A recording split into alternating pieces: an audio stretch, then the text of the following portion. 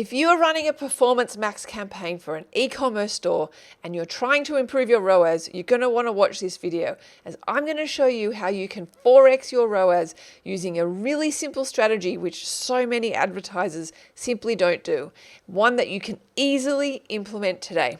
So the biggest mistake I see advertisers make is that they promote all their products the same. That is, spreading their finite and hard-earned ad dollars equally across all their products in their store. But here's the thing that not all advertisers think about, and that's that not all your products will convert at the same rate. Some products, like your bestsellers, will convert way higher than other, just less popular products. Imagine walking into a store and the manager is spending the same time, money, and effort promoting a dust-covered item that sits in the back as their top-selling product, which is nicely placed at the front. You'd think they were crazy, right?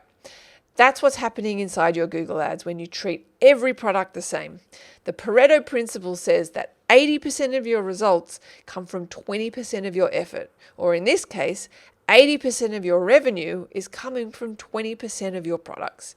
Yet most advertisers are funding the losers just as much as the winners, which is crazy. I used to run campaigns like this a long time ago until I made this one change, which is separating my bestsellers from my other products, as you can see right here. This asset group, it focuses only on our top selling products. And as you can see here, it has basically a 4x ROAS without even us having to increase our budget. I'll show you how to do this in a minute, but first, here's the part that most people miss. Even if your total budget stays the same, how you structure your ad groups changes everything, because Google's machine learning thrives on signals, and your best seller give it the strongest signals yet. So this is going to give you the most amount of results from even the same budget that you give it. So let me show you how you're going to set this up. The first thing you're going to do is you're going to head to your e-commerce store, be it Shopify or WooCommerce or wherever you track your sales. And you want to identify your top 3 to 5 best-selling products. Ideally from the last 90 days, you could use 30-day data as well. And then you want to go into your Performance Max campaign and create a new asset group. Name it something like bestsellers, like we have here. And then when you choose your products, only add your best-selling products to this high-performing group. Make sure you update your creative as well, the headlines, the images, the descriptions, to speak specifically and directly to those products.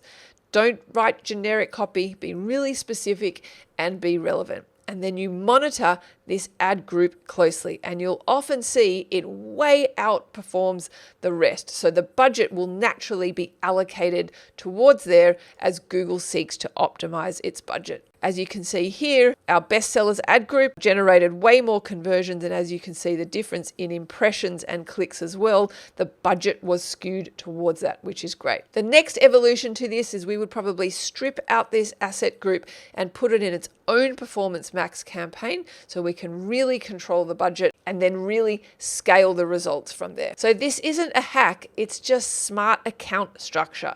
And if you're serious about profitability, stop wasting money and scale your sales smarter. This is just one of our optimization strategies we have revealed in our optimization checklist. I'll put a link in the description. Make sure you download that checklist because it will really help you get profitable ads and scale your results even better. If you like this video, don't forget, hit that thumbs icon and subscribe. Thanks for watching.